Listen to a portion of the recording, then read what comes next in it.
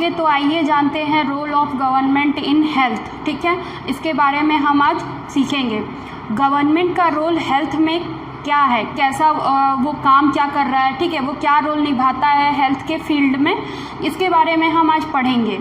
तो सबसे फर्स्ट हम देखते हैं कि हेल्थ क्या होता है। तो एक पर्सन की एबिलिटी जो उसे इलनेस से फ्री रखती है, ठीक है, किसी तरह इंजरी से फ्री रखती है, तो उसे हेल्थ कहते हैं। मतलब हमारा जितना हेल्थ अच्छा होगा उस तरह से उतना ही हम कम बीमार होंगे, हमें किसी तरह की इंजरी नहीं होगी। तो हेल्थ का मतलब ये होता है। ओके, अब हम देखते हैं कि हेल्थ के फील्ड में गवर्नमेंट का क्या रोल है। तो जैसा कि हम जानते हैं कि हमारे देश में हमारे देश में सबसे ज़्यादा क्या है, रूरल लोग हैं, ठीक है, रूरल लोग ज़्यादा हैं। तो रूरल एरियाज़ में जब हम जाएंगे तो वहाँ हम देखेंगे कि हेल्थ फैसिलिटी इतनी डेवलप नहीं होती है, या लोगों को अवेयरनेस ही नहीं है, लोग अवेयर ही नहीं है हेल्थ को लेकर उतने, ठीक है। तो इसमें हम देखेंगे कि गवर्नमेंट क्या रोल निभाता है, ठीक, हेल्थ के मामले में कैसे वो लोगों तक हेल्थ फैसिलिटी पहुंचाता है, ठीक। तो हमें यही यहाँ देखना है, इसके बारे में पढ़ना है। ओके, जैसा कि इंडियन कॉन्स्टिट्यूशन के आर्टिकल 21 भी स्टेट पर ऑब्लिगेशन डालता है, क्या, कि उसे अपने स्टेट के हर एक पर्सन के लाइफ को सेफगार्ड रखना है, उसे सुरक्षित रखना है, ठीक है। तो कुछ पॉइंट्स मैंने लिखे हैं, let's see. Health means our ability to remain free of illness and injury. Health means क्या होता है, वो हमारी वो एबिलिटी जो हमें इलनेस से फ्री रखती है, मतलब हमें बीमार नहीं होने देती, एंड इंजरी फ्री रखती है, मतलब किसी तरह की इंजरी नहीं होने देती, उसे हेल्थ कहते हैं। Okay, Article 21 of the Indian Constitution imposes obligation on the state to safeguard the life of every person। जो इंडियन कॉन्स्टिट्यूशन का आर्टिकल 21 है वो क्या करता है, वो स्टेट पर ऑब्लिगेशन डालता है कि उसे अपने स्टेट के हर एक पर्सन के लाइफ को सेफगार्ड मतलब सुरक्षित रखना है, उसे हेल्दी रखना है, ठीक है। तो ये था कि किस तरह से गवर्नमेंट जो है वो हेल्थ के फील्ड में अपना रोल निभा रही है, क्या उसका रोल है, हम एक एक करके पढ़ेंगे। ओके, आइए जानते हैं health care resource in India के बारे में, इसके बारे में हम पढ़ेंगे। 1983 में नेशनल हेल्थ पॉलिसी फॉर्मुलेट की गई थी, जिसने हेल्थ सेक्टर से रिलेटेड काफ़ी सारे चेंजेस किए थे, जिसकी वजह से हेल्थ सेक्टर में काफ़ी सारे बदलाव आए थे, ठीक है। और हमारे इंडियन कॉन्स्टिट्यूशन का आर्टिकल 21 भी जो है वो स्टेट गवर्नमेंट पर ऑब्लिगेशन इम्पोज करता है कि मतलब उसे अपने स्टेट के हर एक पर्सन के लाइफ को सेफगार्ड रखना है, सुरक्षित रखना है। ओके, तो इस तरह से काफ़ी सारे गवर्नमेंट्स के रूल एंड लॉज बने हुए हैं पीपल के लाइफ को, एवरी पर्सन लाइफ को सेफगार्ड रखने के लिए, ठीक है। लेकिन इस जो पब्लिक हेल्थ है वो दोनों का ही कंसर्निंग इशू है, मतलब हेल्थ और सेंट्रल एंड स्टेट गवर्नमेंट दोनों का ही कंसर्निंग टॉपिक है, इस पर दोनों ही फैसला ले सकते हैं, ठीक है। तो इस तरह के काफ़ी सारी चीज़ें हैं जो ये दिखाता है कि हमारे इंडिया में क्या है, हेल्थ को मेंटेन रखने के लिए काफ़ी सारे कदम उठाए गए हैं। लेकिन इसके बावजूद आज के टाइम में कुछ ऐसी चीज़ें हैं जो इससे बिल्कुल ही अपोजिट शो करती हैं, जैसे कि आज ऐसे बहुत सारे लोग हैं या बहुत सारे ऐसे बच्चे हैं जो अंडर नरिश्ड हैं, जिन्हें मतलब दिन का खाना भी नहीं मिल पाता है, ठीक है। उन्हें ज़रूरत मतलब एक पर्सन को जितना चाहिए खाने के लिए, ज़िंदा रहने के लिए, वो भी उन्हें नहीं मिल पाता है, जिसकी वजह से वो क्या होते हैं, वीक होते हैं और उन्हें तरह तरह की बीमारियां होती हैं और वो मर जाते हैं, है ना। उसके अलावा ऐसे काफ़ी सारे इशू हैं, मतलब कि इतनी सारी फैसिलिटीज़ होने के बावजूद भी मिलियंस केसेस जो हैं वो ट्यूबरकुलोसिस के और मलेरिया के रिपोर्ट होते हैं हर साल। नियरली 5 लाख पीपल ट्यूबरकुलोसिस से मर चुके हैं, 2 मिलियन केसेस मलेरिया के हर साल रिपोर्ट किए जाते हैं, ठीक है। और जो बॉर्न डिजीज़ वाटर हैं, जैसे कि जो गंदे पानी से जो डिजीज़ फैलते हैं, जैसे कि हेपेटाइटिस, कॉलरा, ठीक है। तो ये सब क्यों होता है, ये सब इंडिया में काफ़ी तेज़ी से फैल रहा है। क्यों फैल रहा है, क्योंकि यहाँ पर इम्प्रॉपर अवेलेबिलिटी ऑफ वाटर है, मतलब कि पीने का पानी जो है वो साफ़ नहीं मिलता है। कितने लोगों को पानी भी नहीं मिलता और मिलता है तो गंदा पानी मिलता है, जिसकी वजह से उन्हें वाटर बॉर्न डिजीज़ होते हैं। ठीक है, इसके अलावा काफ़ी सारी ऐसी हेल्थ फैसिलिटीज़ हैं जो लोगों तक नहीं पहुंच पाती हैं। रूरल एरिया और अर्बन एरिया दोनों को अगर हम कंपेयर करें तो रूरल एरिया में हेल्थ डेवलपमेंट बहुत ही लो है। ठीक है, वहाँ पे पहले तो कोई भी प्रोफेशनल प्रैक्टिशनर डॉक्टर नहीं होते हैं, ठीक है, या उतने हॉस्पिटल सेंटर्स नहीं होते हैं। ठीक, तो इससे क्या होता है, लोगों को ट्रैवल करके दूर तक जाना पड़ता है ताकि वो फिजिशियन से या डॉक्टर से मिल सके। तो इससे क्या होता है कि अगर उन्हें छोटी मोटी भी बीमारी होती है लेकिन उन्हें ट्रैवल करने में इतना टाइम लग जाता है कि वो टाइम से डॉक्टर के पास नहीं पहुंच पाते हैं और उनकी डेथ हो जाती है। ठीक, तो ये क्यों होता है, क्योंकि गांव हैं, गांव में तो पहले सड़कें भी उतनी मतलब ठीक नहीं होती हैं, उन्हें ट्रैवल करने में टाइम लगता है। जो बीमारियां हम ठीक कर सकते हैं टाइमली अगर उन्हें ट्रीट किया जा सके तो वो ठीक भी हो जाते हैं, लेकिन गांव में ऐसा पॉसिबल नहीं हो पाता है क्योंकि उन्हें दूर तक ट्रैवल करना पड़ता है। क्यों? क्योंकि वहाँ पे फैसिलिटीज़ की कमी है। ठीक है, तो ये चीज़ें दिखाती हैं, ये एक अलग ही साइड हमें दिखाती है हमारी हेल्थ फैसिलिटीज़ की। ये ऐसा नहीं है कि इंडिया जो है वो वर्ल्ड का 4th लार्जेस्ट कंट्री है जो कि मेडिसिन प्रोड्यूसर है। ठीक है, वर्ल्ड का मेडिसिन प्रोड्यूसर है, 4th लार्जेस्ट कंट्री है। इसके अलावा इंडिया में सबसे ज़्यादा मेडिकल कॉलेजेस हैं, डॉक्टर्स हैं, नॉलेज है, पैसा है, लेकिन इन सब के बावजूद भी हम अपने लोगों को, हर एक पर्सन को हेल्थ फैसिलिटी नहीं प्रोवाइड करा पा रहे हैं, उन्हें हेल्थ केयर फैसिलिटी नहीं दे पा रहे हैं, उन्हें ट्रीटमेंट नहीं दे पा रहे हैं। तो ये चीज़ें कहीं ना कहीं हमारे देश को क्या कर रही हैं, पीछे ला रही हैं। ओके, तो ये था हमारा health care resource in India के बारे में। तो ये सारी चीज़ें हमने पढ़ी। अब मैंने इसके रिलेटेड कुछ पॉइंट्स लिखे हैं, लेट्स सी, देखते हैं हम उन्हें। India has the largest number of medical colleges in the world and is among the largest producer of doctor. यहाँ पे काफ़ी ज़्यादा डॉक्टर बनते हैं लोग, यहाँ पे काफ़ी ज़्यादा मेडिकल कॉलेजेस भी हैं। ठीक है, India is the 4th largest producer of medicine in the world. ठीक है, इंडिया जो है 4था सबसे बड़ा मेडिसिन प्रोड्यूसर है वर्ल्ड का। ठीक, इसके बावजूद भी हर साल क्या हो रहे हैं, 2 मिलियन केसेस मलेरिया के फैल रहे हैं, रिपोर्ट किए जा रहे हैं। 5 लाख पीपल जो है ट्यूबरकुलोसिस से मर चुके हैं। क्यों? क्योंकि ये सिर्फ इस वजह से क्योंकि रूरल एरियाज़ तक हम हेल्थ फैसिलिटीज़ नहीं पहुंचा पा रहे हैं, हेल्थ केयर सर्विस नहीं दे पा रहे हैं। इस वजह से लोगों को ट्रीटमेंट नहीं मिल पा रहा है और ये केसेस इतने ज़्यादा बढ़ रहे हैं और लोग मर रहे हैं। ठीक है, तो आइए हेल्थ केयर सर्विसेज के बारे में जानते हैं। हमारे इंडिया में हेल्थ केयर सर्विसेज 2 तरह की होती हैं। ठीक है, हम 2 तरह की हेल्थ केयर सर्विसेज के बारे में जानेंगे, जो कि पहला है पब्लिक हेल्थ सर्विसेज और दूसरा है प्राइवेट हेल्थ सर्विसेज। तो हम एक एक करके इनको समझेंगे। तो आइए जानते हैं पब्लिक हेल्थ सर्विसेज के बारे में। पब्लिक हेल्थ सर्विसेज क्या होता है पहले तो वो हेल्थ सर्विसेज जो प्रोवाइड किया जाता है पब्लिक को, ठीक है, और इसे रन करती है गवर्नमेंट के थ्रू, ये रन करता है मतलब चलता है, इसे पब्लिक हेल्थ सर्विसेज कहते हैं। ठीक है, जितने भी हॉस्पिटल्स हैं जितने भी हॉस्पिटल्स हैं और मेडिकल शॉप हैं, क्लिनिक्स हैं, ये सब क्या होते हैं, ये सब जब गवर्नमेंट के थ्रू चलते हैं, रन करवाए जाते हैं, उन्हें एडमिनिस्टर किया जाता है, तो इसे पब्लिक हेल्थ सर्विसेज कहते हैं। पब्लिक हेल्थ सर्विसेज जो होता है वो पब्लिक वेलफेयर के लिए है, पब्लिक पीपल के वेलफेयर के लिए है। ठीक है, लोगों के कल्याण के लिए है। यहाँ पे लो कॉस्ट पे या फ्री में दवाइयाँ दी जाती हैं, ट्रीटमेंट होते हैं पुअर पीपल के जो अफोर्ड नहीं कर सकते हैं। ठीक है, उन लोगों के जिनके पास पैसे नहीं हैं, जो अपना ट्रीटमेंट अफोर्ड नहीं कर सकते हैं, उन लोगों को यहाँ पे फ्री या लो कॉस्ट में हेल्थ फैसिलिटीज़ प्रोवाइड की जाती हैं, हेल्थ सर्विसेज दी जाती हैं। उसके अलावा ऐसे बहुत सारे डॉक्टर्स हैं, फार्मासिस्ट हैं, मिडवाइफ हैं जो इन पब्लिक हेल्थ सेंटर्स को चलाते हैं। ठीक है, पब्लिक हेल्थ सेंटर्स जो होते हैं वो हमारे कंट्री के हर एक पार्ट में खोले गए हैं और इन हेल्थ सेंटर्स को प्राइमरी हेल्थ सेंटर्स भी बोला जाता है। ठीक है, प्राइमरी हेल्थ सेंटर्स के नाम से भी जाना जाता है।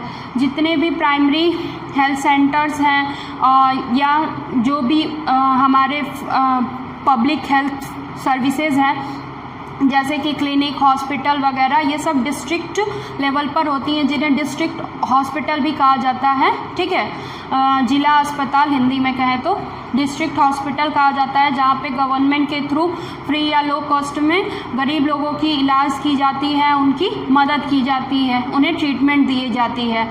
ठीक है, तो ये पब्लिक हेल्थ सेंटर्स जो हैं वो हमारे लिए काफ़ी इम्पॉर्टेंट हैं। ठीक, सो मैंने यहाँ कुछ पॉइंट्स लिख रखे हैं, देखते हैं हम। Public health services are owned and operated by the government with an aim to achieve people's wellbeing. ठीक है, पब्लिक हेल्थ सर्विसेज जो होता है वो ओन्ड मतलब कि उसे कौन खोलता है और उसे कौन ऑपरेट करता है मतलब चलाता है। ठीक, गवर्नमेंट के थ्रू ये ऑपरेट किया जाता है और ऑन किया जाता है। इसका सिर्फ एक ही एम है कि लोगों की वेलबींग को अचीव करना, मतलब लोगों को सही करना, ठीक करना। ठीक, लोगों के कल्याण के लिए ये खोला जाता है। These facilities are mean for everyone at a low cost and sometimes free of cost for the poor. गरीब और ज़रूरतमंद लोगों के लिए लो कॉस्ट में या फ्री भी उनकी ट्रीटमेंट की जाती है और उन्हें दवाएं दी जाती हैं। ठीक, in rural India the public health centres are known as primary health centres. Rural India में पब्लिक हेल्थ सेंटर्स को प्राइमरी हेल्थ सेंटर्स भी कहा जाता है या जाना जाता है। ठीक है, तो गांव में क्यों है, गांव में ही ये सारी चीज़ें ज़्यादा क्यों खोली जाती हैं? तो ऐसा नहीं है, अर्बन एरियाज़ में भी खोली जाती हैं, बट रूरल एरियाज़ में ये ज़्यादा इनके इम्पॉर्टेंस है। क्यों? क्योंकि वहाँ पर हेल्थ फैसिलिटी इतने नहीं हैं और प्राइवेट हेल्थ सर्विसेज वहाँ नहीं होती हैं। ठीक है, और लोग अगर हो भी तो लोग उसे अफोर्ड नहीं कर सकते हैं, इसलिए ये इम्पॉर्टेंट है। तो आइए जानते हैं प्राइवेट हेल्थ सर्विसेज के बारे में। ठीक है, प्राइवेट हेल्थ सर्विसेज जो हैं ये रन करवाए जाते हैं इंडिविजुअली। ठीक है, इंडिविजुअल इसे रन करते हैं। इसे गवर्नमेंट ऑपरेट नहीं करता है, गवर्नमेंट इसको ऑपरेट नहीं करता है, रन नहीं करता है, इसे इंडिविजुअल रन करवाया जाता है। ओके, फर्स्ट चीज़ ये। सेकेंड चीज़, आप हर जगह आज के टाइम पे प्राइवेट क्लिनिक, प्राइवेट हॉस्पिटल्स, ठीक है, आप हर जगह देख सकते हैं। ठीक, यहाँ तक कि लेबोरेटरीज़ भी होती हैं, प्राइवेट लेबोरेटरीज़ जो आपको टेस्ट मतलब कि टेस्ट प्रोवाइड कराती हैं। हर तरह के टेस्ट हो गए, जैसे कि अल्ट्रासाउंड हो गया, एक्सरे हो गया, जिसमें हम न्यू इक्विपमेंट्स का यूज़ करते हैं। तो आज के टाइम में हम हर जगह देख सकते हैं कि प्राइवेट जो हैं हॉस्पिटल्स वगैरह, प्राइवेट हॉस्पिटल, क्लिनिक्स, डिस्पेंसरी, ठीक है, ये सब हर एक कॉर्नर पर खुला है आज के देश में। आपको हर एक जगह पे ये मिल जाएगा, आसानी से अवेलेबल है। ओके, तो फिर हम जब ये देखें कि जो डॉक्टर्स होते हैं, ठीक है, तो वो पब्लिक हेल्थ सर्विसेज तो देते ही हैं, बट वो खुद का भी एक प्राइवेट क्लिनिक खोल देते हैं। ठीक, अर्बन एरियाज़ में और रूरल एरियाज़ में। लेकिन अर्बन और रूरल का जब कंपेयर करेंगे तो अर्बन एरियाज़ में ये ज़्यादा है कि आपको हर चीज़ प्राइवेट हेल्थ सर्विसेज ज़्यादा मिलेंगी। ठीक है, in compare to rural area. Rural area में हैं बट इतनी अवेलेबल नहीं है अभी चीज़ें। ओके, तो आज क्या है, हम हर जगह पर देख सकते हैं कि सभी चीज़ें प्राइवेट खुल गई हैं, भले वो मतलब मेडिसिनल शॉप हो या क्लिनिक हो, डिस्पेंसरी हो, हॉस्पिटल हो, सब चीज़ प्राइवेट खुल गई हैं आजकल। ठीक है, तो प्राइवेट हेल्थ सर्विसेज जो होती हैं ये पुअर पीपल इसे अफोर्ड नहीं कर सकते, ये काफ़ी ज़्यादा कॉस्टली, एक्सपेंसिव होती हैं। ठीक है, तो इसे आम लोग जो है इसे अफोर्ड नहीं कर सकते, या गरीब लोग जो है वो इसे अफोर्ड नहीं कर सकते हैं।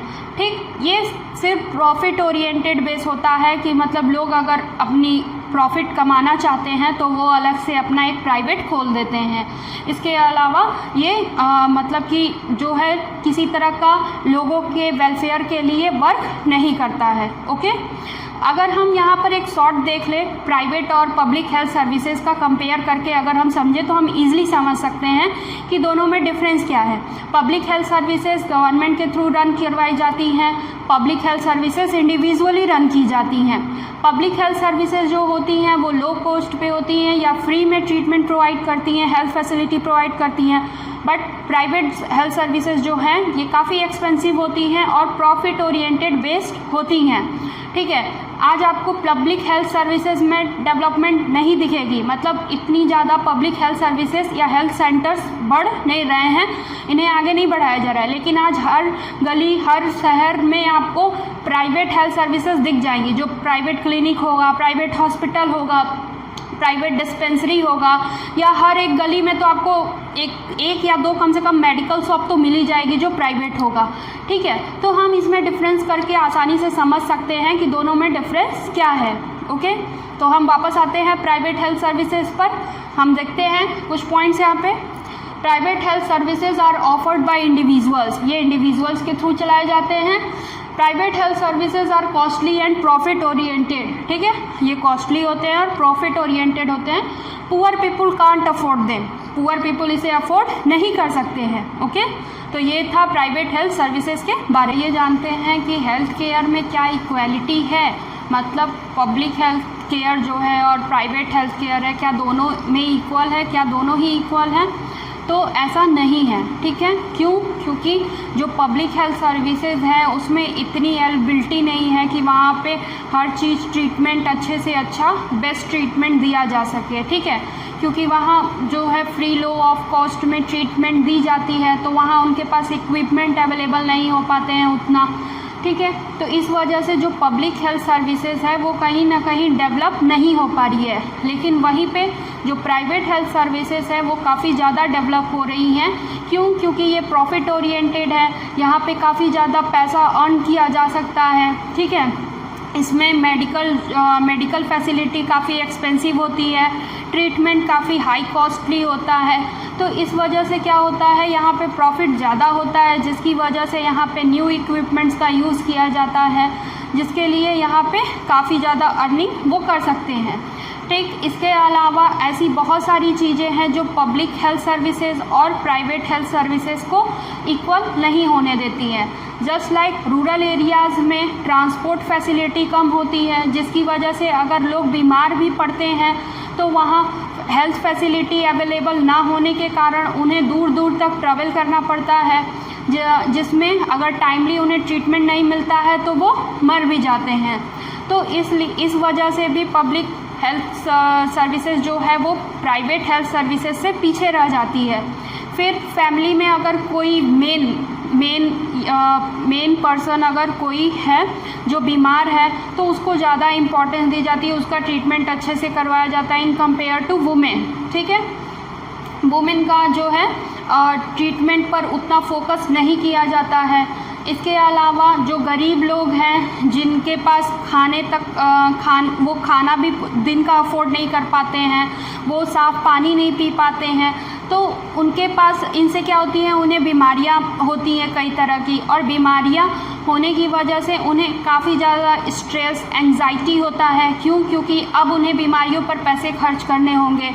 तो जो गरीब लोग हैं वो प्राइवेट हेल्थ सर्विसेज को तो अफोर्ड ही नहीं कर पाते हैं, क्योंकि ये काफ़ी कॉस्टली होता है, या करते हैं तो कहीं से उधार मांग के करते हैं, बोरो लेते हैं। ठीक है, उसके बाद वो अपना ट्रीटमेंट प्राइवेट हेल्थ सर्विसेज में करवाते हैं।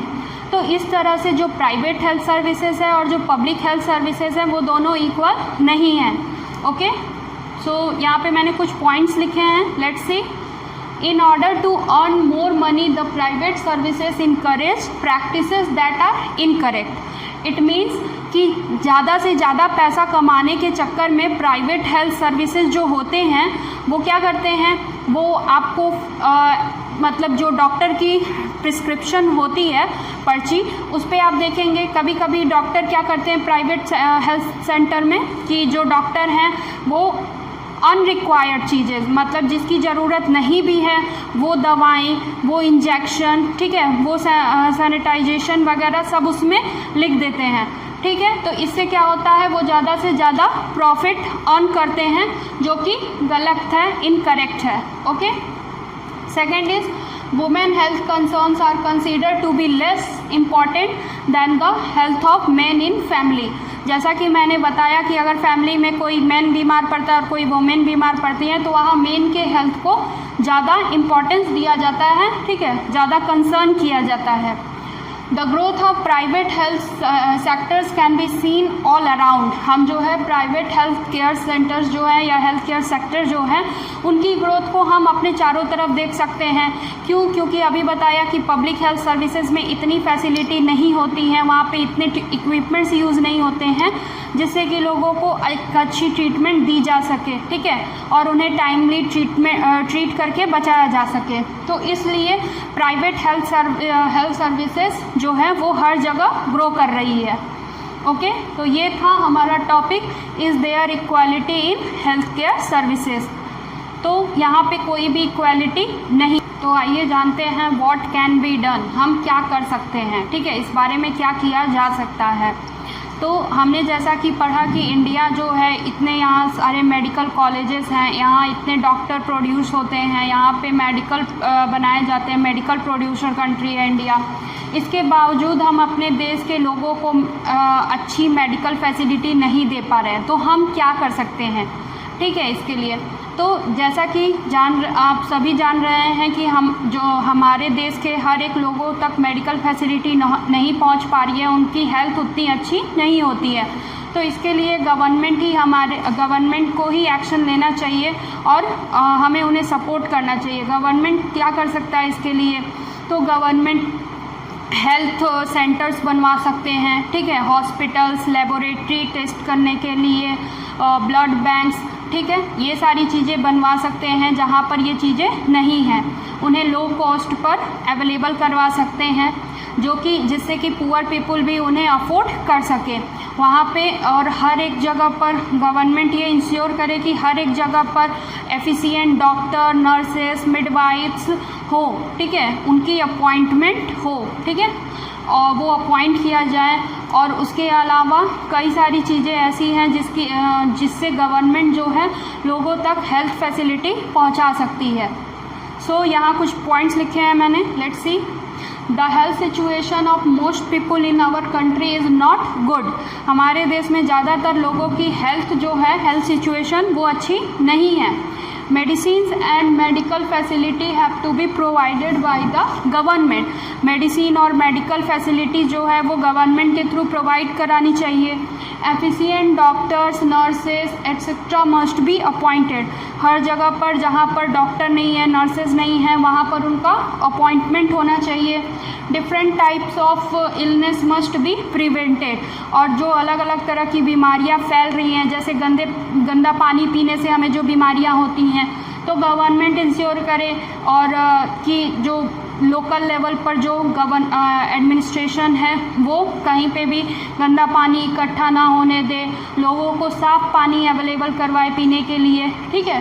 तो इस तरह से हम क्या है, कई तरह की बीमारियों से ऑलरेडी बच सकते हैं। तो ये था व्हाट कैन बी डन के। तो आइए जानते हैं यहाँ पर केरला के बारे में एक छोटी सी केस स्टडी करते हैं, ठीक है। तो केरला में 1996 में केरला गवर्नमेंट ने क्या किया था, अपने पूरे इंटायर स्टेट का 40% बजट जो है वो पंचायत को दे दिया था, ठीक है, पंचायत को दे दिया था, ताकि पंचायत जो है वो बेसिक फैसिलिटीज़ को मेंटेन करे और उसको डेवलप कर सके। और जो पंचायत है वो आपको हेल्थ फैसिलिटी प्रोवाइड करा सके, ठीक है, वुमेंस के डेवलपमेंट एंड एजुकेशन प्रोवाइड करा सके, ऐसी काफ़ी सारी चीज़ों पर काम कर सके पंचायत। इसलिए केरला गवर्नमेंट ने पूरे स्टेट का 40% बजट जो है वो पंचायत में दे दिया, ठीक है। मतलब कि यहाँ पर उसने पावर का डिसेंट्रलाइजेशन किया ताकि वो लोकल प्लानिंग के तहत क्या करे, केरला को डेवलप कर सके, ठीक है। वहाँ की हेल्थ फैसिलिटीज़ को, जैसे कि बेसिक फैसिलिटीज़ हो गई, फूड, वाटर, एजुकेशन, डेवलपमेंट, ये सारी चीज़ें वहाँ प्रोवाइड करा सके। क्यों? क्योंकि अगर फूड, वाटर अगर टाइम से अगर हर इंसान को मिले, अच्छा मिले, साफ़ सुथरा मिले, तो आधी तो बीमारियाँ उनकी ऐसे ही दूर हो जाएगी, ठीक है। तो इसलिए केरला गवर्नमेंट ने ये डिसीज़न लिया था, क्योंकि अगर हर एक पर्सन उनके स्टेट का हेल्दी रहेगा तभी तो वो स्टेट डेवलप करेगा, वहाँ के लोग काम कर पाएंगे, ठीक है, अपना माइंड यूज़ कर सकते हैं, आगे बढ़ सकते हैं। तो इसलिए किसी भी स्टेट को डेवलप होने के लिए बहुत ज़रूरी है कि उस स्टेट के लोगों को हेल्थ उनके लोगों का हेल्थ अच्छा हो, ठीक है। तो यहाँ पे मैंने कुछ पॉइंट्स लिखे हैं, देखते हैं। 1996 In 1996, the Kerala government was given 40% of the entire state budget to the panchayat, ठीक है। 1996 में केरला गवर्नमेंट ने अपने पूरे स्टेट बजट का 40% हिस्सा पंचायत को दे दिया। The panchayat enabled the villages to the plan for water, food, women's development and education. Panchayat जो है वो गांव को, हर एक गांव को क्या कराने लगी, अवेलेबल कराने लगी, वाटर, फूड, वुमेन्स का डेवलपमेंट एंड एजुकेशन, ये सारी फैसिलिटी प्रोवाइड कराने लगी। It was a remarkable experiment in decentralization of powers to local governments with focus on local planning, ठीक है। ये जो एक्सपेरिमेंट था वो काफ़ी रिमार्केबल था, ठीक है, क्योंकि इससे काफ़ी सारी चीज़ें सही हुई।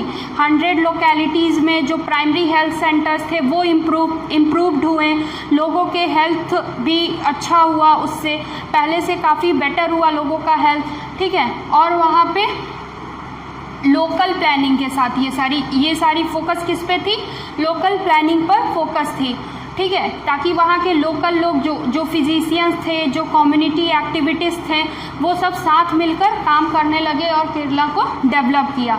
तो ये था केस स्टडी केरला के बारे में। तो आइए जानते हैं कोस्टा रिकन अप्रोच के बारे में, उसके बारे में एक केस स्टडी करते हैं, ठीक है। कोस्टा रिका जो है वो सबसे हेल्दीएस्ट कंट्री है साउथ अमेरिका का, ओके।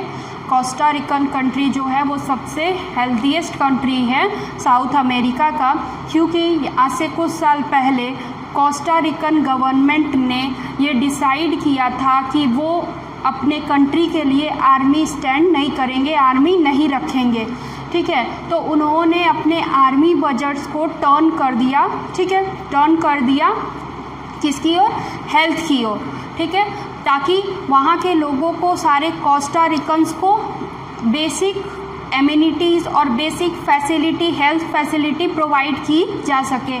उनका ऐसा मानना था कि कोई भी कंट्री तभी डेवलप होगा जब वहाँ के लोग हेल्दी रहेंगे, ठीक है। जब वहाँ के लोगों का हेल्थ स्टैंडर्ड अच्छा होगा तब वो कंट्री ज़्यादा तेज़ी से और ज़्यादा अच्छे से डेवलप करेगी। इसलिए उन्होंने अपने आर्मी बजट्स को टर्न कर दिया हेल्थ की तरफ, ठीक है, हेल्थ फैसिलिटीज़ की तरफ। तो यहाँ पे उन्होंने क्या किया, यहाँ पे उन्होंने उस बजट्स को क्या किया, उस बजट्स का यूज़ करके बेसिक एमिनिटीज़ और बेसिक फैसिलिटीज़ प्रोवाइड की सारे कोस्टा रिकन्स को। उन्हें food, water, safe drinking water, और फिर सैनिटाइजेशन, हाउसिंग, हेल्थ एजुकेशन, ये सब चीज़ें प्रोवाइड की। हेल्थ एजुकेशन इसलिए प्रोवाइड की क्योंकि ये एक बेसिक और इम्पॉर्टेंट एजुकेशन है सभी लेवल पर, और ये सबको इसके बारे में पता होना चाहिए, ठीक है। क्योंकि अगर आप हेल्थ एजुकेशन के बारे में जान रहे हैं तो आप तो आधेतर ऐसे ही हेल्दी रहेंगे, आपको कोई किसी तरह की बीमारी नहीं होगी क्योंकि आप अवेयर रहेंगे, ठीक है। तो उन्होंने इन सारी चीज़ों पर फोकस किया और कोस्टा रिका जो है वो आज हेल्दीएस्ट कंट्री है साउथ अमेरिका का, ओके। तो ये केस स्टडी थी कोस्टा रिकन अप्रोच के बारे में। तो मैंने यहाँ पे कुछ पॉइंट्स लिखे हैं कोस्टा रिकन अप्रोच के बारे में। Let's see, Costa Rica is one of the healthiest country in South America. South America का सबसे हेल्दीएस्ट कंट्री में से एक है। Costa Rican government turn its army budget towards health and sanitization, ठीक है। कोस्टा रिकन गवर्नमेंट ने क्या किया, अपने आर्मी बजट को हेल्थ और सैनिटाइजेशन की तरफ टर्न कर दिया, ठीक। The Costa Rican government provide basic services and amenity to all Costa Ricans. इन्होंने सारे कोस्टा रिकन्स को बेसिक एमिनिटीज़ और सर्विसेज प्रोवाइड की, ठीक है, जिससे कि वजह से ये वहाँ का सबसे one of the healthiest country है।